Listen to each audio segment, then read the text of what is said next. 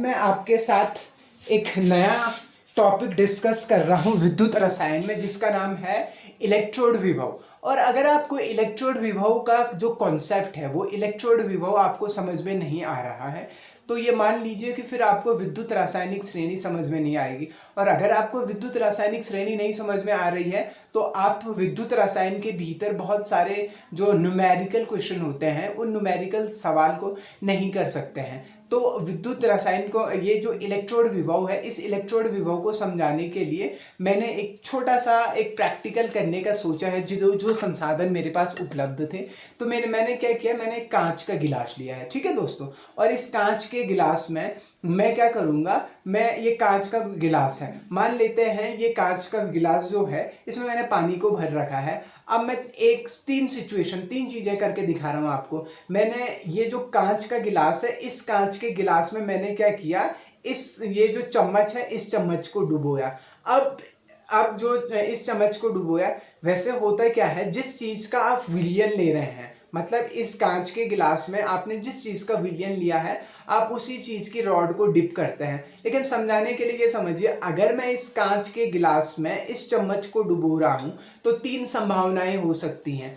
या तो क्या हो जाए कि ये जो चम्मच है, ये चम्मच कुछ पानी को क्या कर दे, कुछ पानी को ग्रहण कर दे। जैसे इस चम्मच ने अभी कुछ पानी को ग्रहण किया है, ये जो आपको बूंद नीचे दिख रही है, तो चम्मच गीली हो गई है। तो इसका मतलब क्या हुआ है, जब मैंने इस चम्मच को डुबोया तो चम्मच ने क्या किया, चम्मच ने पानी को सोखा, ठीक है, पानी को सोखा तो नीचे जो विलयन में पानी की मात्रा कम हो गई है। तो एक संभावना तो आपकी ये हो गई। दूसरी संभावना ये भी हो सकती थी, एक संभावना ये देख लीजिए, दूसरी संभावना देखिए कि मैं क्या कर रहा हूं, इस पानी के गिलास में मैं एक चौक ले रहा हूं, ठीक है। अभी मैंने दूसरे उदाहरण के बतौर इस पानी के गिलास में मैंने इस चौक को डाला। अब जैसे मैं इस चौक को इस पानी के गिलास में डालूंगा तो आपको साफ नजर आ रहा होगा कि ये चौक क्या हो रही है, इस पानी में घुल रही है। और चौक जैसे पानी में घुल रही है वैसे वैसे क्या हुआ,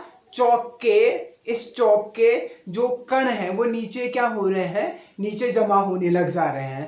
तो तीन चीजें होती हैं, या तो अगर मैं इस चौक जैसी चीज को पानी में डुबाऊं, डुबोने पे ये जो आपकी चौक है ये अपने कणों को, जो छोटे छोटे जो कण आपको नीचे तैरते हुए, नीचे बैठते हुए दिखाई दे रहे हैं, मतलब आप ये कह सकते हैं समझने के लिए कि इलेक्ट्रॉन नीचे विलयन में चले जाएं। या दूसरी संभावना ये हो सकती है कि दूसरी संभावना कोई ऐसी चीज अगर मैं डुबोता जिससे क्या हो जाता कि मेरे इस पानी के गिलास से आपके कुछ कण ऊपर आते हुए नजर आते। अगर मैं रुई डालूं इसमें, अगर मैं अभी एक और काम करता हूं, मैं एक और काम क्या करता हूं कि ये मेरे पास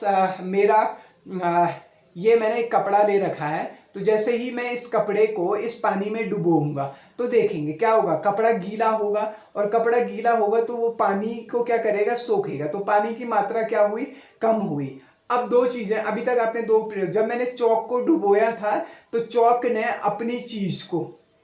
अपने जो छोटे छोटे कण थे उनको नीचे डाला, लेकिन जब मैंने क्या किया, इस कपड़े को डाला तो इस कपड़े ने क्या किया, पानी को सोखा।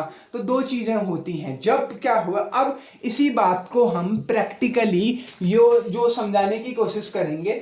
तो मैंने क्या किया, नीचे मैंने किसी चीज का विलयन लिया और जिस चीज का मैं विलयन ले रहा हूं उसी की रॉड को मैंने ऊपर डाला है। जैसे मैंने जिंक के विलयन ZnSO4 का विलयन लिया तो मैं ऊपर जिंक की रॉड को डालूंगा। अब तीन चीजें होंगी। तो जैसे एक पहली संभावना क्या हो जाए कि धातु की रॉड से इलेक्ट्रॉन कहाँ आ जाए, आपके विलयन में आ जाए। तो मेटल की रॉड से इलेक्ट्रॉन किस में आ जाए, विलयन में आ जाए, और धातु धनावेशित हो जाए क्योंकि उसमें इलेक्ट्रॉनों की कमी हो जाए। तो यहाँ पे क्या हुआ है, ऑक्सीकरण हुआ है, और ऑक्सीकरण होने की वजह से अब देखिए धातु पे पहले इसके पास इलेक्ट्रॉन ज्यादा थे, इसने इलेक्ट्रॉन छोड़े, अब यहाँ पे इलेक्ट्रॉन कम हो गए, तो इलेक्ट्रॉन इनमें एक विभवांतर उत्पन्न हो जाएगा, एक विभव का अंतर उत्पन्न हो जाएगा, और वही कहलाता मेरा ऑक्सीकरण विभव। दूसरी संभावना ये हो सकती है कि जो मेटालिक रॉड है, ये मेटालिक रॉड क्या करे, इलेक्ट्रॉन क्या करे, ग्रहण कर दे, धातु के इस विलयन से इलेक्ट्रॉन को ग्रहण कर दे। तो जो मेटालिक रॉड है उस मेटालिक रॉड ने इलेक्ट्रॉन को ग्रहण किया और वो किस में कन्वर्ट, वो इस समय क्या हुआ है, अपचयन हुआ है, अपचयन हुआ। अब देखिए ये जो M धनात्मक है और M जो न्यूट्रल है, उदासीन है, उन दोनों के बीच में विभव का अंतर होगा, और वही जो विभव का अंतर है वो मेरा अपचयन विभव कहलाता है। और तीसरी सिचुएशन की इस जो विलयन है, इस विलयन और धातु के बीच में कोई क्रिया ना हो, उदासीन हो जाए, तो ये कॉन्सेप्ट होता है इलेक्ट्रोड विभव का। अगर क्या हो जाए, आपकी जो इलेक्ट्रोड है, धातु की जो रॉड है, वो विलयन में डालने पे वो विलयन को इलेक्ट्रॉन दे, तो ऑक्सीकरण हो रहा है, तो इसको ऑक्सीकरण विभव कहते हैं। अगर वो विलयन से इलेक्ट्रॉन ले धातु की रॉड, तो अपचयन हो रहा है, इसको अपचयन विभव कहते हैं। तो ऑक्सीकरण विभव, अपचयन विभव, अब इनका इस्तेमाल करेंगे हम विद्युत रासायनिक श्रेणी में।